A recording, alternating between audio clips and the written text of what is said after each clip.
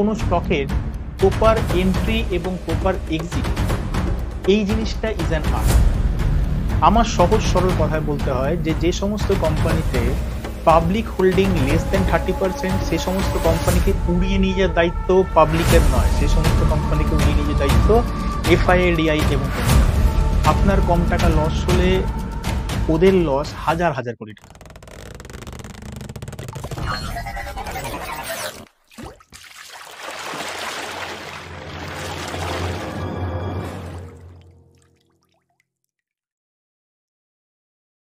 নমস্কার, DD value investing এর পক্ষ থেকে আপনাদের সবাইকে জানাই আমাদের এই চ্যানেলে স্বাগত। আমাদের অনেকেই প্রশ্ন করেছিলেন যে এশিয়ান পেন্টস নিয়ে। এশিয়ান পেন্টস একটা সময় প্রায় 3500 কাছাকাছি চলছিল, সেখান থেকে এই মুহূর্তে প্রায় 2400 বা 2415-20 এই রেঞ্জের মধ্যে চলছে। তো আমরা তার ফরেনসিক্স অ্যানালাইসিস করতে গিয়ে, ফিনান্সিয়াল ফরেনসিক্স অ্যানালাইসিস করতে গিয়ে এশিয়ান পেন্টের কয়েকটা উত্তেজনাপূর্ণ কিছু কিছু তথ্য আমরা পেয়েছি এবং সেই জিনিসটা আপনাদের সাথে শেয়ার করব। গোটা ভিডিওটা শুধুমাত্র এডুকেশনাল পারপাসের জন্য, আমরা কোনো সেবি রেজিস্টার্ড অর্গানাইজেশন নয় এবং আপনাদেরকে কোনো রকম রেকমেন্ডেশন দিই না বাই বা সেল করার। আপনি ট্রেড নেওয়ার আগে আপনার ফিনান্সিয়াল অ্যাডভাইসের সঙ্গে অবশ্যই যোগাযোগ করবেন। তো আসুন আমরা দেখি যে এশিয়ান পেন্টস এত বড় একটা কোম্পানি, এত বড় কোম্পানির এত ডাউনফলের কারণ কি। আমরা প্রথমেই যদি স্ক্রিনারে দেখি, স্ক্রিনারে আমরা লিখছি এশিয়ান পেন্টস। তো এশিয়ান পেন্টস যখনই খুলবো, এশিয়ান পেন্টস এটি পেন্ট কোম্পানি বেসিক্যালি, এবং আমরা যদি দেখি যে এশিয়ান পেন্ট ছাড়াও কিছু কিছু ওয়েদার সিল বলুন, এইগুলো কিছু আলাদা আলাদা এক্সেপশনাল আইটেমস বা গুডস ক্রিয়েট করে, ব্যবসা করে সে সমস্ত জিনিসের। এবং লার্জ ক্যাপ যেগুলো আমাকে বলি এই মুহূর্তে মার্কেটে লার্জ ক্যাপ, সেই লার্জ ক্যাপগুলোর মধ্যে অন্যতম কিন্তু এশিয়ান পেন্টস এবং mammoth company Asian Paints. Asian পেন্টসকে নড়ানো মানে অনেকটা টাকা এদিক ওদিক করা, এদের বাই করা বা সেল করার ক্ষেত্রে অনেকটা টাকার ব্যাপার, এবং লার্জ ক্যাপ কিন্তু এভাবেই ক্রিয়েট হয়। লার্জ ক্যাপ যারা জানেন না তাদের পক্ষে বলে রাখি যে আমরা মার্কেট ক্যাপিটাল অনুযায়ী যতগুলো আমাদের স্টক আছে সেগুলোকে যদি আমরা সাজাই, প্রথম 100টাকে বলা হয় লার্জ ক্যাপ, 101 থেকে 250 পর্যন্ত মিড ক্যাপ, এবং তারপরে এগুলো মোর দ্যান 250 অর্থাৎ 251 অনওয়ার্ড সেগুলো সবই স্মল ক্যাপ। তো যেহেতু লার্জ ক্যাপ, মার্কেট ক্যাপিটাল প্রায় 2,29,465 কোটি টাকার মতো। তো কারেন্ট প্রাইস যদি দেখি এই মুহূর্তে 2392, এই টার্মে প্রায় অলমোস্ট 52 উইকস লোয়ের কাছাকাছি চলছে। তো আমরা দেখবো এবং তার আগেও দেখবো কিছু ফিনান্সিয়ালস যেগুলো ক্রাইটেরিয়া আমাদের ফান্ডামেন্টালস ক্রাইটেরিয়া ম্যাচ করে কিনা। তো আমরা প্রথমেই যদি দেখি যে এটা প্রোডাকশন একটা কোম্পানি, প্রোডাকশন কোম্পানির ROC 35%, খুব ভালো, 20%-এর বেশি। নেট প্রফিট 4100 কোটি, খুব ভালো। ডেট টু ইকুইটি রেশিও 0.14, ভালো, well and good. Dividend pay out 58.5%, well and good. এরপরে আমরা দেখবো প্লেজ পার্সেন্টেজ মাত্র 7%, অর্থাৎ প্রমোটাররা 7.5% শুধুমাত্র বন্ধক রেখেছে। তো কোম্পানিটার প্রথম ঝটকাতে এই লুকে আমার তো ডেফিনেটলি ভালো লেগেছে। তো এরপরে আমরা দেখবো চার্ট দেখি। আসুন, চার্ট দেখলে আমরা কি দেখব। চার্টে দেখুন এই মুহূর্তে 52 উইকস লোয়ের নিচে, অর্থাৎ 200 DM এর নিচে ট্রেড করছে। পি রেশিও যদি দেখি, কোম্পানির পি রেশিও অনেকটা নিচে, এবং এরকম পি রেশিও প্রায় এসেছিল, আমরা যদি 10 ইয়ার্সের রেকর্ড দেখি তাহলে এই পি রেশিও এসেছিল প্রায় ধরে রাখুন 2016-17, অর্থাৎ প্রায় 8 বছর পিছিয়ে গেছি আমরা এই পি রেশিওতে, কিন্তু আমরা স্টকটা পাচ্ছি। তো পি রেশিও থেকে এগিয়ে আমরা দেখি এশিয়ান পেন্ট যদি দেখতে চান, দেখুন এখানে মার্কেট লিডার। পিয়ার্স যদি আমরা দেখি, পেন্টস কোম্পানি মার্কেট লিডার, এবং প্রায় এর পরবর্তীকালে বার্জার পেন্ট আছে, যেটা almost 5 Times less market capital. তো ম্যামথ মার্কেট ক্যাপিটালে কোনো স্টক হেলানোর জন্য বড় বড় পাওয়ার কিন্তু লাগে, এবং এই পাওয়ারটাই চালনা শক্তি হিসেবে কাজ করে স্টকটাকে উপরে নিয়ে যাওয়ার জন্য কিংবা নিচে নিয়ে আসার জন্য। তো আসুন আমরা দেখি এরপরে পিয়ার্স। তো দেখলাম আমরা কোয়ার্টারলি রেজাল্ট। আমরা সবসময় যখন কোয়ার্টারলি রেজাল্ট দেখবো তখন কোয়ার্টারের সঙ্গে, আগের কোয়ার্টারের নয়, আগের বছরের কোয়ার্টার দেখবো ওই সময় কি হয়েছিল। তো সেপ্টেম্বর 2023 যদি দেখি, ডেফিনেটলি 400 কোটি টাকার মতো সেলস কমেছে, এবং উল্টো দিকে এক্সপেন্স যেটা আছে, এক্সপেন্স প্রায় আগের কোয়ার্টারের থেকে, আগের ইয়ারের সেম টাইমের থেকে প্রায় সমান। তো এবং তার আগের বছর যদি দেখি আমরা, সেক্ষেত্রে কিন্তু এক্সপেন্সেস অনেকটা বেশি হয়েছিল। তো এক্সপেন্সেস যাচ্ছে কোথায় আসুন দেখি। তো মেটেরিয়াল কস্টিং মোটামুটি 59%। তো এই যে মেটেরিয়াল কস্টিংটা কমেছে বেসিক্যালি। মেটেরিয়াল কস্টিং এর জন্য, কারণ কোম্পানি এই মুহূর্তে বলছে যে বর্ষার জন্য এই যে Q2 কোয়ার্টার ছিল ফিনান্সিয়াল ইয়ার 25 এ, সেটা বৃষ্টির সময়ের জন্য একটু প্রবলেম করছিল। সেই জন্য সেলসটাও কমেছে এবং এক্সপেন্সও সেক্ষেত্রে কমেছে। অপারেটিং প্রফিট যদি আমরা দেখি, অপারেটিং প্রফিট আগের কোয়ার্টারের তুলনায় প্রায় 350-400 কাছাকাছি কমেছে। এবং আদার ইনকাম কমে গেছে অনেকটা। কেন আদার ইনকাম কমে গেছে? না, কারণ এক্সেপশনাল আইটেম মাইনাসে আছে। আমরা এখানে দেখতে পাই, আসুন এখানে দেখি যে এক্সেপশনাল আইটেমস কি আছে। কোম্পানি সমস্ত কিছু পাবলিশ করেছে। এক্সেপশনাল আইটেম বলতে হোয়াইট টিক আর ওয়েদার সিল ইম্পেয়ারমেন্ট, এর জন্য এখানে দেখুন কনসলিডেটেড যদি থাকে, আমরা কোম্পানির ফিনান্সিয়াল দেখার সময় দুটো জিনিস দেখতে পাই। এক নম্বর হচ্ছে কনসলিডেটেড এবং সেকেন্ড হচ্ছে স্ট্যান্ড অ্যালোন হচ্ছে কোম্পানির ওইটা, ধরুন এশিয়ান ওই কোম্পানি আপনি যে স্টকটা দেখছেন সেটাই। অর্থাৎ এশিয়ান পেন্ট যে কোম্পানিটা আছে, পেন্টের জন্য যে সেলস বলুন বা পেন্টের জন্য যেই ফিনান্সিয়াল ওয়ার্কআউট করেছে, সেটাকে শুধু সিঙ্গেলটার জন্য আমরা ওই কোম্পানিটার জন্য আমরা ইউজ করতে পারি, বা সিঙ্গেল ওই শেয়ারটার জন্য ইউজ করতে পারি স্ট্যান্ড অ্যালোন। এবং অন্যদিকে আমরা কনসলিডেটেড ইউজ করতে পারি যদি কোম্পানিটা প্রপার, আরও তো অনেক কিছু ব্যবসা কোম্পানির আছে, সাবসিডিয়ারি ব্যবসা আছে। তো সেই সবগুলো একসাথে নিয়ে কোম্পানির অবয়ব যদি বুঝতে হয়, তাহলে কিন্তু আমাদের কনসলিডেটেড দেখতে হবে।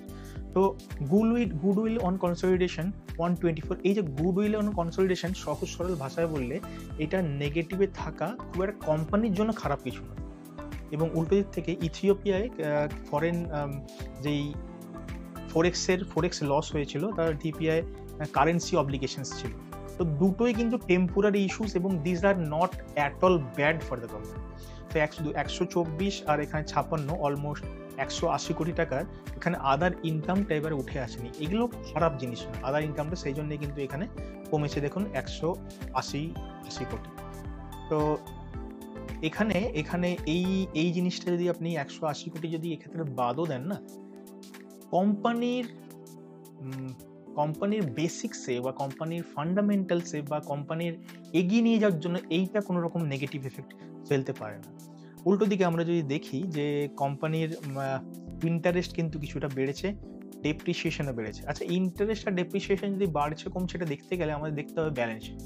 তো ব্যালেন্স শিটে দেখুন, এখানে কিন্তু কোম্পানি ফিক্সড অ্যাসেট বেড়েছে। ফিক্সড অ্যাসেট বাড়লে তার ডেপ্রিসিয়েশনও বাড়বে, বা ফিক্সড অ্যাসেট তো লোন নিয়ে আমরা করব, তো ফিক্সড অ্যাসেট লোন নিলে তার ইন্টারেস্ট দিতে হবে, সেই জন্য ইন্টারেস্ট বেড়েছে এক্ষেত্রে। তো আমরা আবার ফিরে যাই কোয়ার্টার্সে প্রায় এখান থেকে যদি ধরি আমরা, অলমোস্ট 650 কোটি টাকার কিন্তু প্রফিট কম হয়েছে। প্রায় এটা বলতে গেলে প্রায় ডবলের কাছাকাছি, মানে হাফ বা 50% প্রফিট কিন্তু লেস হয়ে গেছে।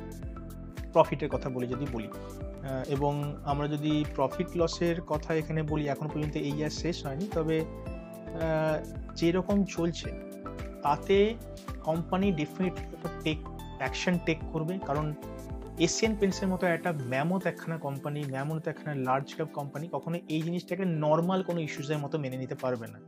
এবং আমরা যদি দেখুন এই 4,661 প্রায় ধরুন 2 বছর আগেকার একটা ভ্যালু। তো যদি হিসেব করে যে 2 বছরে কিন্তু প্রফিটে বিশাল কিছু তারতম্য হয়েছে, এটা কিন্তু নয়। এরপরে আমরা আসুন দেখবো যে ব্যালেন্স শিটে যেমন করে বললাম যে ইকুইটি ক্যাপিটাল যা ছিল তাই দিয়েই ছিল। পরবর্তীকালে আস্তে আস্তে equity capital, reserve capital company বেড়েছে, কোম্পানি ফিক্সড অ্যাসেট বেড়েছে, সেই জন্য কোম্পানির কিন্তু বরোয়িংসও বেড়েছে, আদার লায়াবিলিটিসও বেড়েছে।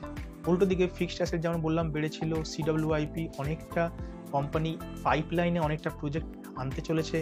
ইনভেস্টমেন্ট কোম্পানি একটু কমিয়েছে। দেখুন, ইনভেস্টমেন্ট যদি কমানোর জন্য কোম্পানির এই যে ধার বাকির অ্যামাউন্ট, দেখুন ইনভেস্টমেন্ট কোম্পানি কমেছে, ধার বাকিও কিন্তু একটু বেড়েছে, এবং টোটাল লায়াবিলিটিস এবং টোটাল অ্যাসেট কিন্তু সমান। আমরা যদি এখানে প্রমোটার হোল্ডিং দেখি, প্রমোটার কিন্তু বরাবর 2021 সাল থেকে প্রমোটার 1% ছাড়েনি। উল্টো দিকে এফআইআই 5% স্টেক কমিয়েছে, এবং ডিআইআই এখান থেকে প্রায় 5%-এর মতো বেশি স্টেক বাড়িয়েছে, এবং রিটেল পাবলিক যারা আছে 18%-এর কাছাকাছি আছে। অলমোস্ট মোটামুটি বলতে পারি মোর দেন 70% ইজ ইন পাওয়ারফুল হ্যান্ড। তো মার্কেট যারা চালায়, আপনাকে যদি স্টক মার্কেটে প্রফিটেবল ট্রেডার হতে হয়, তাহলে এই টাইপের যারা বড় বড় কোম্পানি আছে বা বড় বড় ইনস্টিটিউশন আছে তাদের লেজুর কিন্তু ধরতে হবে। আমার সহজ সরল কথায় বলতে হয় যে সমস্ত কোম্পানিতে পাবলিক হোল্ডিং লেস দেন 30%, সেই সমস্ত কোম্পানিকে উড়িয়ে নিয়ে যাওয়ার দায়িত্ব পাবলিকের নয়, সেই সমস্ত কোম্পানিকে উড়িয়ে নিয়ে যাওয়ার দায়িত্ব এফআইআই, ডিআই এবং প্রমোটারদের। আপনার কম টাকা লস হলে ওদের লস হাজার কোটি টাকা, কারণ এখানে পাবলিক পার্সেন্টেজ অনেকটা কমেছে এবং সেই পার্সেন্টেজটা গিয়ে কিন্তু দাঁড়িয়েছে এফআইআই, ডিআই এর কাছে। সুতরাং এদের যে লসটা কম্পেনসেট করার সবসময় এরা চেষ্টা করবে। তো এখানে যদি দেখি যে শেয়ার হোল্ডারের সংখ্যা কিন্তু ইচ্ছা করে কমিয়ে দিয়েছে, অর্থাৎ ভালো শেয়ার যেগুলো হয় সেগুলো মার্কেট থেকে কিন্তু পাবলিকের হাত থেকে কোনো না কোনো সময় কাড়িয়ে নেওয়া হয়। এইটা কাড়িয়ে নেওয়ার কিন্তু কৌশল। এই যে মার্কেটে একটা ভয়াবহ পরিস্থিতি তৈরি হয়েছে, এশিয়ান পেন্টের মতো কোম্পানি 3500 টাকা কাছে চলছিল, 3300 নিচে প্রায় চলে এসছে, 2300 নিচে প্রায় চলে এসছে। সেটা কিন্তু একটা মার্কেটের নেগেটিভ সেন্টিমেন্টের জন্য পাবলিক ভয়ে কিন্তু ছেড়ে পালিয়েছে এবং পাবলিক কিন্তু ভয়ে ছেড়ে পালিয়েছে। So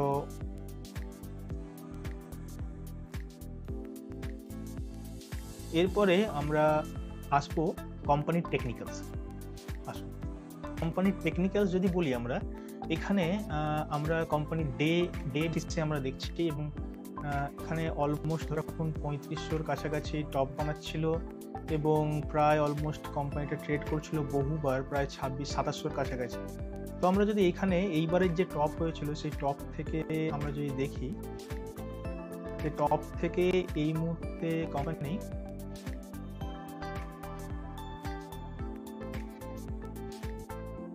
almost 28% down, almost 28% down. আচ্ছা, উল্টো দিকে যদি আমরা অল টাইম হাইয়ের কথা বলি, এখানে প্রায় অল টাইম হাই বানাচ্ছিল কোম্পানি। তো অল টাইম হাই থেকে 30% ডাউন, 32% ডাউন। ওকে, তো আমরা যদি আরএসআই এর কথা দেখি, দেখুন এখানে আরএসআই এর একটা গোল্ডেন ক্রসওভার হচ্ছে, ওভারসোল্ড জোন এখানে হচ্ছে এবং গোল্ডেন ক্রসওভার হচ্ছে। এবং যতবারই আমরা দেখেছি যে আরএসআই এই লাইনের নিচে এসেছিল, অর্থাৎ 30 নিচে এসেছিল, তখনই কোম্পানি কিন্তু একটা বড় মুভ দিয়েছিল। এইখানে একটা মুভ আছে, আচ্ছা এখানে আরএস কাজ করেছিল, এখান থেকে মুভ আছে এবং দেখুন এখান থেকে এখানে মুভ আছে। তো মোটামুটি মেজরিটি যেই গ্যাপগুলো আছে বলুন, বা যেখান থেকে কোম্পানি উঠে আবার টপ লেভেল পৌঁছেছে, এইটা খুব র্যাপিড হয়েছে। আমরা দেখতে পাই এখানে, তাহলে আমরা দেখতে পাবো এখান থেকে এখানে আসতে সময় লেগেছে 108 দিন। ওকে, আচ্ছা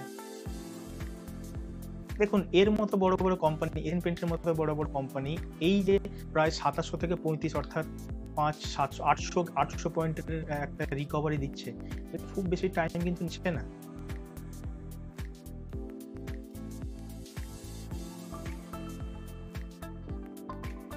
এখানে দেখুন এখান থেকে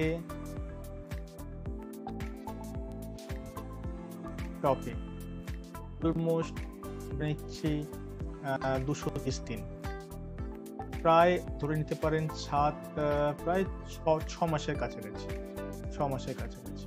তো আমাকে যদি এবার এখান থেকে বলা যায় যে আমাকে যদি এই যে লো আছে এই মুহূর্তে, তো এই মুহূর্তের জোন থেকে আবার যদি টপ বানাতে হয় তাহলে প্রায় 48% একটা লাভ দিতে হবে। তো যখনই আমরা দেখেছি আরএসআই নিচের লাইন টাচ করেছে, গোল্ডেন ক্রসওভার হচ্ছে, এটা কিন্তু একটা উপরের দিকে মার্কেটে যাওয়ার একটা ইন্ডিকেশন। এবং এই এফআইআই বলুন বা ডিআইআই বলুন বা প্রমোটার বলুন, এরা নিজেদের স্বার্থে স্টকটাকে উপরে নিয়ে যাবে। শুধু যেটা ধরতে হবে সেটা হচ্ছে লেজুর, এবং কোনো স্টকের প্রপার এন্ট্রি এবং প্রপার এক্সিট, এই জিনিসটা ইজ অ্যান আর্ট। আমার 1%, 2% প্রপার যদি এন্ট্রি এক্সিট হয় এবং সেটা যদি আমি বুক করতে পারি বা বুক করার ক্যাপাবিলিটি রাখি, যারা ভাবেন যে লং টার্ম ইনভেস্টমেন্ট করে প্রচুর প্রফিট হয়, দেখুন স্টক মার্কেট না জিগজ্যাগ প্যাটার্নে চলে। আপনাকে প্রফিট বুক কোথাও না কোথাও গিয়ে করতে হবে, না হলে মার্কেট আবার নেমে গেলে আপনি কিন্তু খুব ভালো গ্রোথ কিন্তু পাবেন না। সুতরাং এই যে এন্ট্রি আর এক্সিট, এইটা শিখতে হবে এবং তার কাছ থেকে শিখতে হবে যে সমস্ত মানুষজন বছরের বছর ধরে এইরকম এন্ট্রিতে এন্ট্রি নেয়, প্রপার এন্ট্রিতে এক্সিটে এক্সিট করে এবং প্রফিট করে। তো আমরা যদি এই মুহূর্তে দেখি, আসুন যে আমরা যেই দামে এই মুহূর্তে পাচ্ছি, অর্থাৎ এখানে যদি দেখি এই দামটা আমরা শেষবার কবে এশিয়ান পেইন্ট পেয়েছিলাম, তাহলে আমরা দেখতে পাই যে 2020 সালে। 2020 সালের আমরা একটু ফিনান্সিয়ালস দেখে নিই, প্রফিট লস দেখে নিই।